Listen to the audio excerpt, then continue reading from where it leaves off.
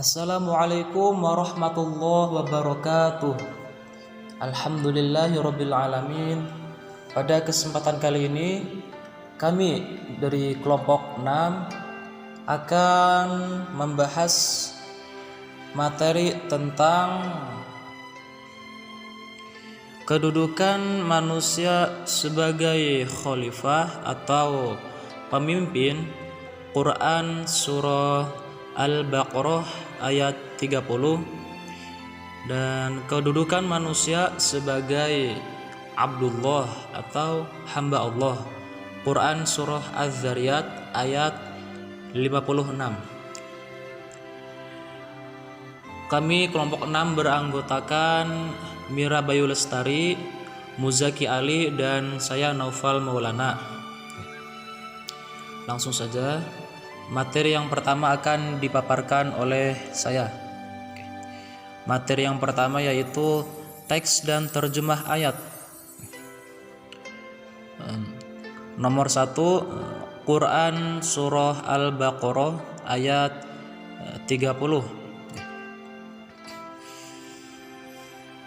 A'udzu billahi minasy syaithanir rajim. Bismillahirrahmanirrahim. Wa idz qala rabbuka lil malaikati inni ja'ilun fil ardi khalifah. Qalu ataj'alu fiha man yufsidu fiha wa yasfiku ad-dima'a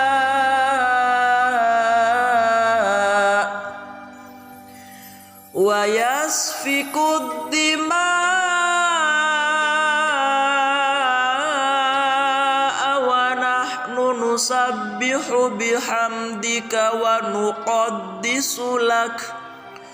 Qala inni a'lamu ma la ta'lamun. Artinya, dan ingatlah ketika Tuhanmu berfirman kepada para malaikat, aku hendak menjadikan khalifah di muka bumi. Mereka berkata, apakah engkau hendak menjadikan orang yang merusak dan menumpahkan darah di sana, sedangkan kami bertasbih memujimu dan menyucikan namamu? Dia berfirman, sungguh aku mengetahui apa yang tidak kamu ketahui. Nomor 2 yaitu Quran surah Az-Zariyat ayat 56. Bismillahirrahmanirrahim. Wa ma khalaqtul jinna wal insa illa liya'budun. Artinya, dan aku tidak menciptakan jin dan manusia melainkan supaya mereka menyembahku. Baiklah, materi selanjutnya yaitu hukum ilmu tajwid. Nomor 1, hukum ilmu tajwid Quran surah Al-Baqarah. Nomor 1, qala mad tabi'i, hukum tajwid mad tabi'i. Cara membacanya yaitu qa dibaca panjang 2 harokat, jadi qala. Nomor 2, lil malaikati, hukum tajwid lam tarqiq dan mad wajib muttasil. Cara membacanya, malaikat dibaca panjang 5 harokat menjadi lil malaikati. Nomor 3, ini hukum tajwid gunnah dan mad tabi'i. Cara membacanya itu ini dibaca panjang 2 harokat menjadi ini. Nomor 4, ja'ilum, hukum tajwid itu mad asli. Cara membacanya, huruf ja dibaca panjang 2 harokat menjadi ja'ilu. Nomor 5, fil ardi. Hukum tajwid alif lam qamariyah. Cara membacanya, fi menghadap lam ta'rif maka dibaca idhar menjadi fil ardi. Nomor 6, khalifatan. Hukum tajwid khali mad asli fatan menghadapi waqaf aula. Cara membacanya, kata li dibaca 2 harokat menjadi khali. Kemudian huruf akhirnya disukunkan menjadi khalifah. Karena khalifatan ini di atasnya ada waqaf aula, jadi lebih baik berhenti. Jadi disukunkan huruf akhirnya menjadi khalifah. Nomor 7, qalu. Hukum tajwid mad tabi'i. Cara membaca dibaca panjang 2 harokat. Nomor 8, ataj'alu. Hukum tajwid qalqalah sugro. Cara membaca, jimnya huruf ja-nya dibaca memantul gitu menjadi ataj'alu. Nomor 9, fiha. Hukum tajwid mad asli. Cara membaca dibaca panjang 2 harokat. Nomor 10, mayufsidu. Hukum tajwid idgham bi gunnah. Cara membaca, nun mati menghadapi huruf ya dibaca mayufsidu. Kemudian nomor 2, hukum ilmu tajwid Quran surah Az-Zariyat ayat 56. Nomor 1, wa ma. Hukum tajwid mad asli. Cara membaca, huruf ma dibaca panjang 2 harokat menjadi wa ma. Nomor 2, khalaqtu. Hukum tajwid qalqalah sugro. Cara membaca, huruf qafnya dipantulkan menjadi khalaqtu. Nomor 3, al-jin. Hukum tajwid alif lam qamariyah dan gunnah. Nomor 4, wal insa. Cara membaca, hukum tajwid alif lam qamariyah dan ikhfa hakiki. Cara membaca, alif lamnya dibaca jelas menjadi wal. Kemudian huruf nun sukunnya dibaca samar menjadi wal insa. Nomor 5, illa. Hukum tajwid mad asli. Cara membaca, huruf la dibaca panjang 2 harokat. 6, liya'budun. Hukum tajwid mad arid lis sukun. Cara membaca, huruf nun yang ada di akhir kalimat tidak dibaca atau disukunkan menjadi liya'budun. Sekian pemaparan materi dari saya, kurang lebihnya mohon maaf. Materi selanjutnya akan dipaparkan oleh teman saya. Akhirul kalam, assalamualaikum warahmatullahi wabarakatuh. Bismillahirrahmanirrahim. Assalamualaikum warahmatullahi wabarakatuh. Saya Mira Bayu Lestari.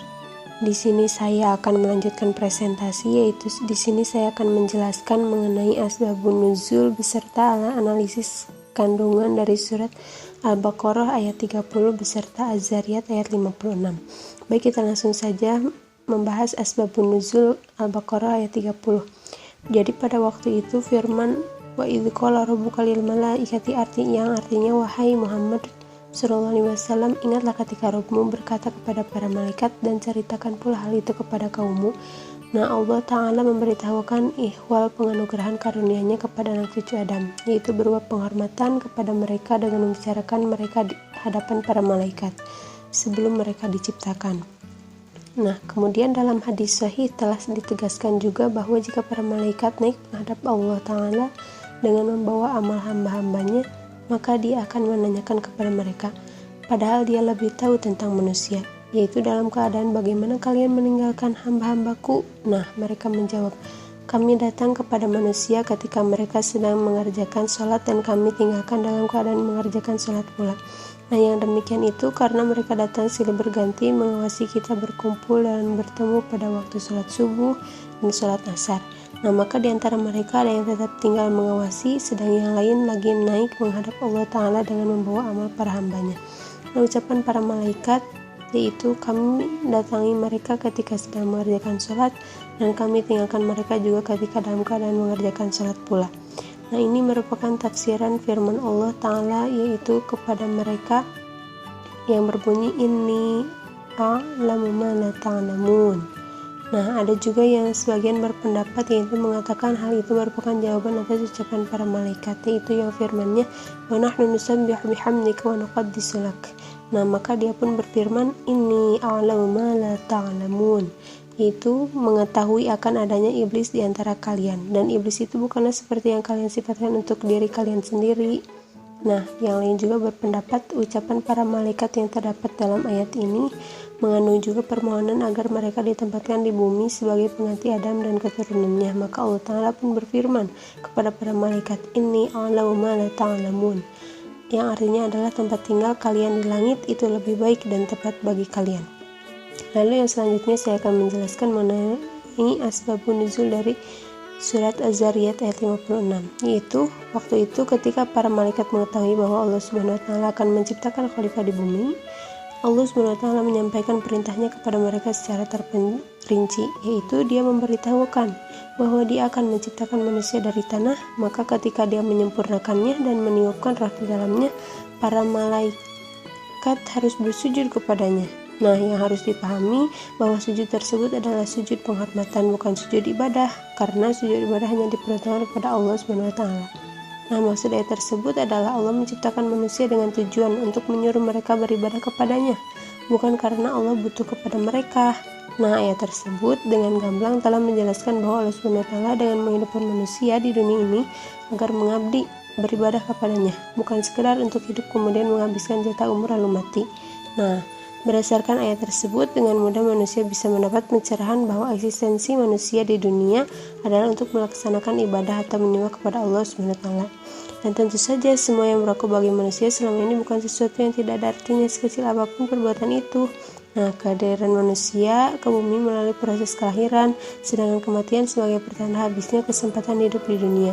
Nah, dan selanjutnya kembali menghadap Allah Subhanahu wa Ta'ala untuk mempertanggungjawabkan perbuatannya pada semasa hidup di dunia. Dalam penciptaannya, manusia diciptakan oleh Allah Subhanahu wa Ta'ala dengan dua fungsi, yaitu sebagai fungsi sebagai khalifah di muka bumi dan fungsi manusia sebagai makhluk Allah yang memiliki kewajiban untuk menyembahnya.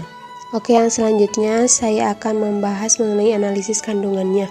Nah, kami sebagai penulis di sini mendapatkan beberapa poin mengenai kandungan ayat dalam surat Al-Baqarah ayat 30, yaitu yang pertama, Allah Subhanahu wa Ta'ala memberitahu kepada malaikat bahwa Allah Subhanahu wa Ta'ala akan menciptakan manusia yang kedudukannya sebagai khalifah, yaitu wakil Allah Subhanahu wa Ta'ala di muka bumi.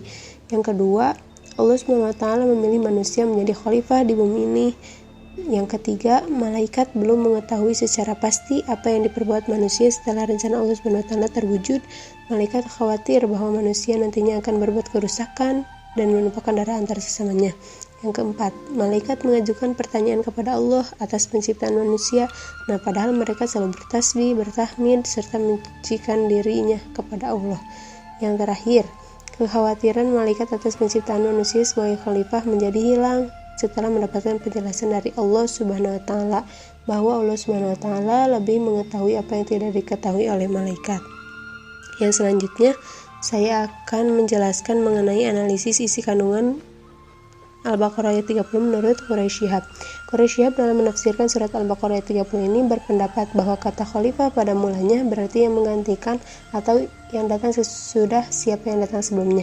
Nah, atas dasar ini ada yang memahami kata khalifah di sini dalam arti menggantikan Allah dalam menegakkan kehendaknya dan menerapkan ketetapan-ketetapannya, tetapi bukan karena Allah tidak mampu atau menjadikan manusia berkedudukan sebagai Tuhan, namun karena Allah bermaksud menguji manusia dan memberinya penghormatan.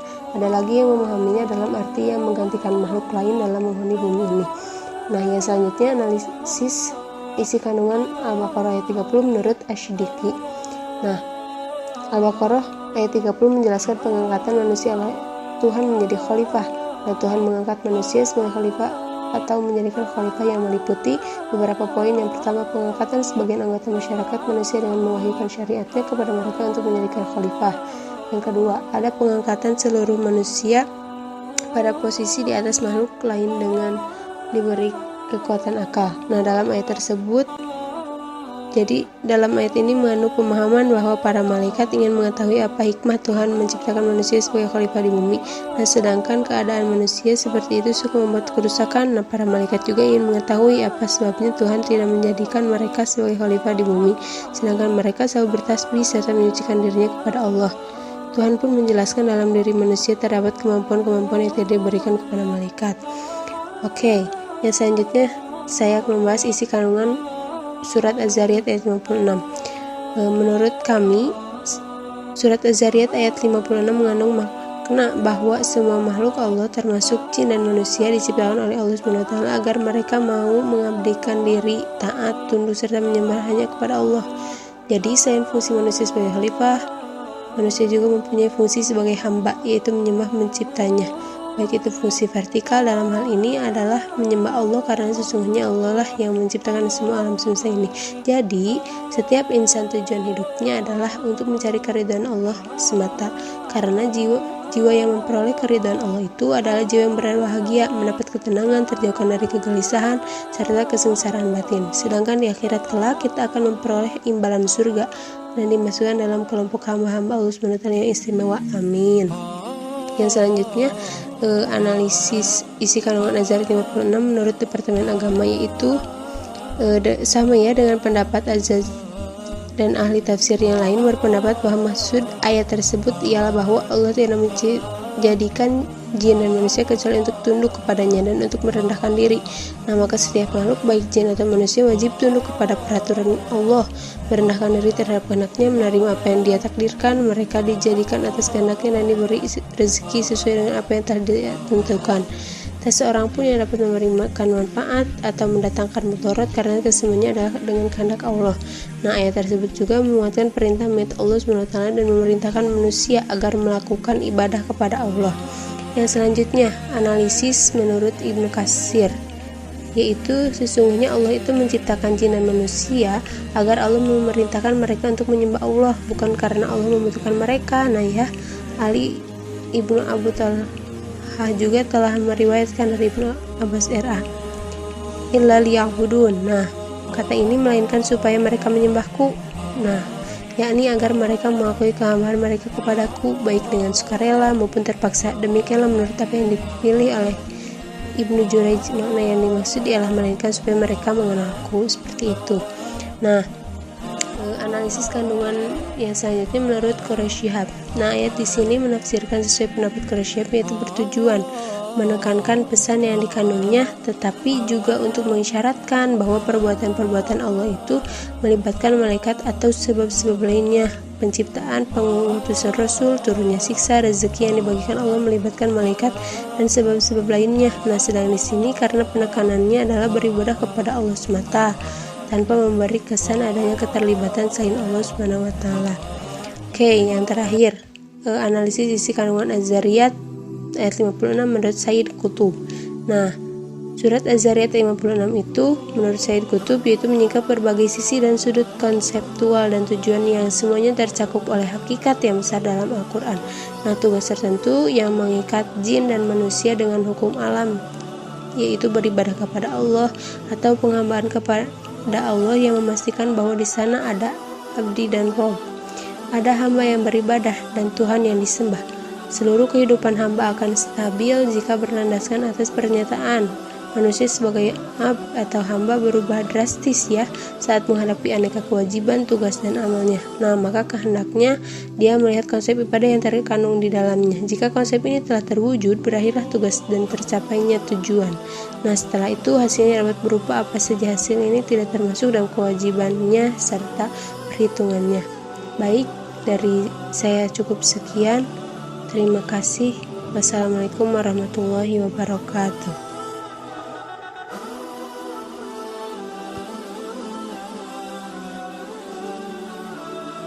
Assalamualaikum warahmatullahi wabarakatuh. Saya Muzaki Ali akan menjelaskan tentang hubungan dengan permasalahan atau kasus masa kini.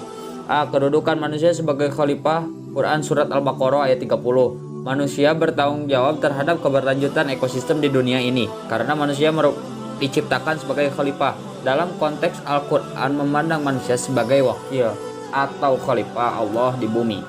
Untuk memfungsikan kekhalifahannya, Tuhan telah melengkapi manusia potensi intelektual dan spiritual sekaligus. Interaksi antara manusia dengan sumber-sumber alam harus berlangsung berdasarkan kaidah-kaidah yang diatur oleh Allah Subhanahu wa taala dan sunnah Rasulullah Shallallahu alaihi wasallam. Bahkan Allah mengamanahkan bumi kepada manusia untuk menyikapi ketentuan dan hukum-hukumnya. Kewajiban manusia untuk mengelola alam dan menjaga akan diminta pertanggungjawabannya, sehingga manusia tidak berhak berlaku sewenang-wenang dalam memimpin dan mengelolanya. Tugas manusia sebagai khalifah adalah untuk menjaga dan bertanggung jawab atas dirinya, sesama manusia, dan alam yang menjadi sumber kehidupan. Karena sudah menjadi kewajiban bagi manusia yang merupakan khalifah di bumi memiliki dua bentuk sunnatullah yang harus dilakukan, yaitu baik kewajibannya antara manusia dengan Tuhannya, antara sesama manusia itu sendiri, dan antara manusia dengan ekosistemnya. Kewajiban tersebut harus dilaksanakan karena merupakan amanah dari Allah Sang Pencipta. Tanggung jawab manusia terhadap moral agama sebagai khalifah di bumi yaitu mengelola sebaik-baiknya alam semesta dan kehidupan sosial di dalamnya.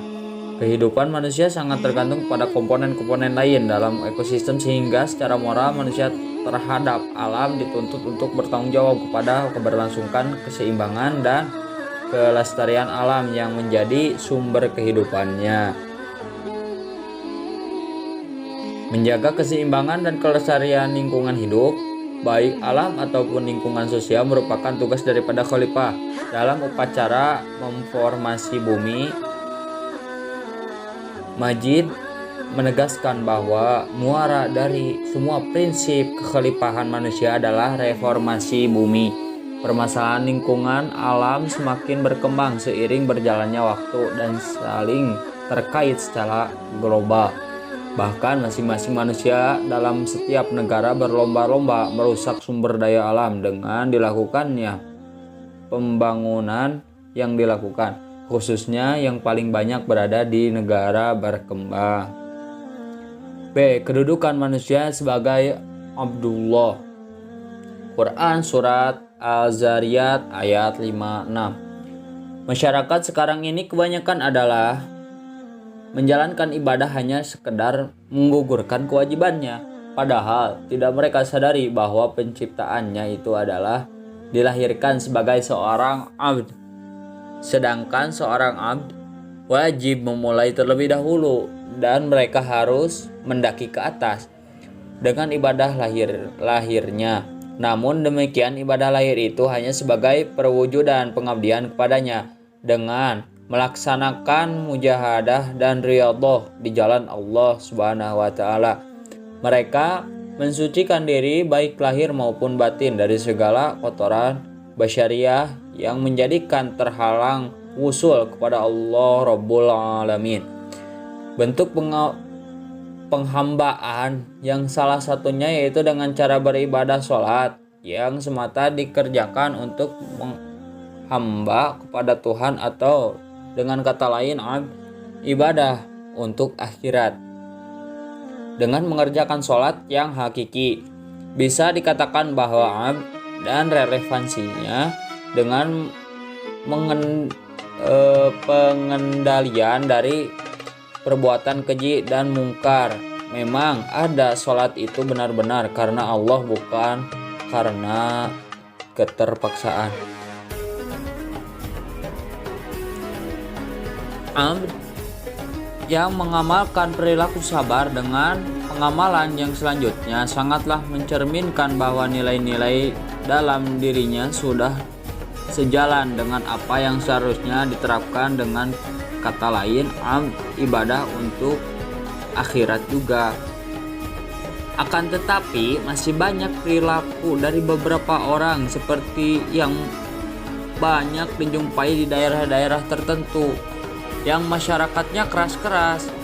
Maka kebanyakan dari mereka kategori sabar ini agak kurang melekat dalam dirinya.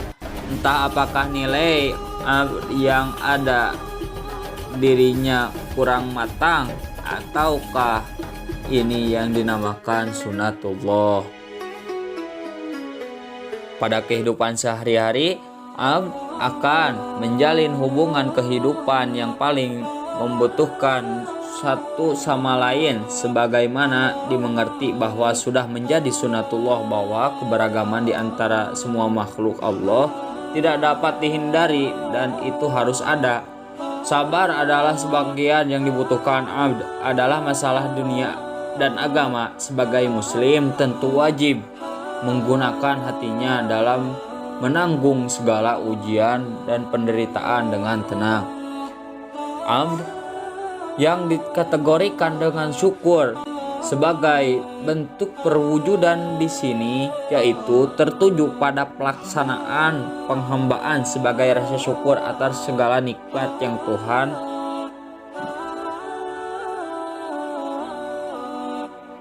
dengan kata lain ibadah untuk akhirat. Di samping itu, dalam pelaksanaannya penuh dengan kekhusyuan, penghambaan yang penuh dengan ketenangan, menghamba secara lahiriah dan menghamba secara batiniah. Abdi yang benar-benar patuh tidak hanya melaksanakan perintah saja, tetapi juga menjauhi larangan-larangan dari Allah Subhanahu wa Ta'ala. Karena larangan dari Tuhan itu juga merupakan permintaan atau aturan dalam ajaran Islam.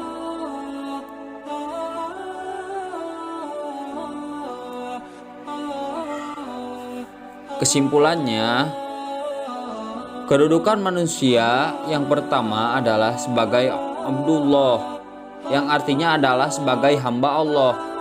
Sebagai hamba Allah, maka manusia harus menuruti kemauan Allah yang tidak boleh membangkang padanya. Jika kita membangkang, maka kita akan terkena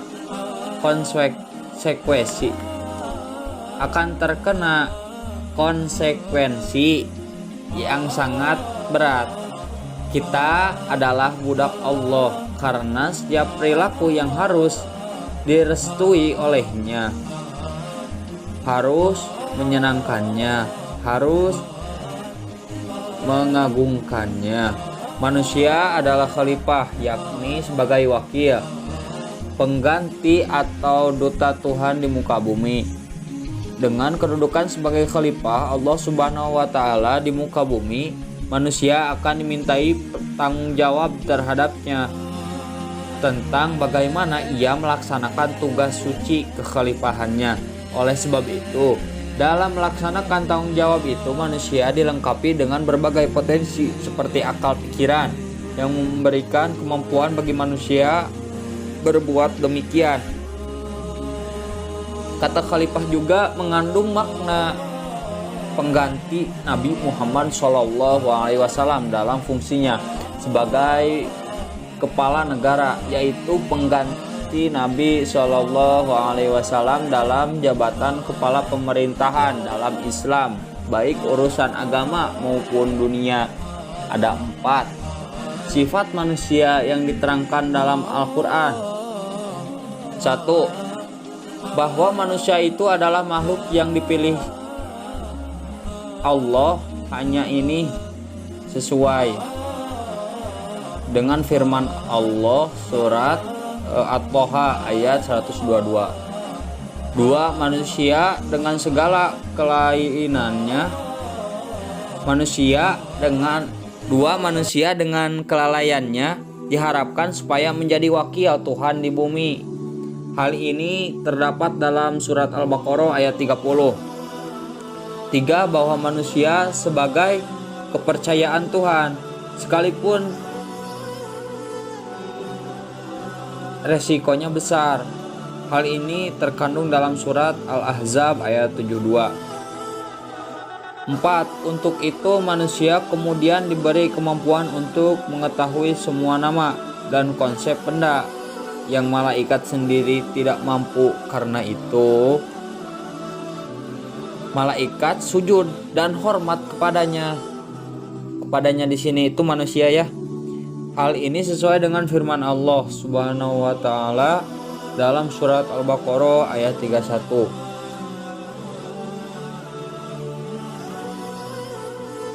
Mungkin sekian dari saya. Mohon maaf bila ada salah dan kekurangan.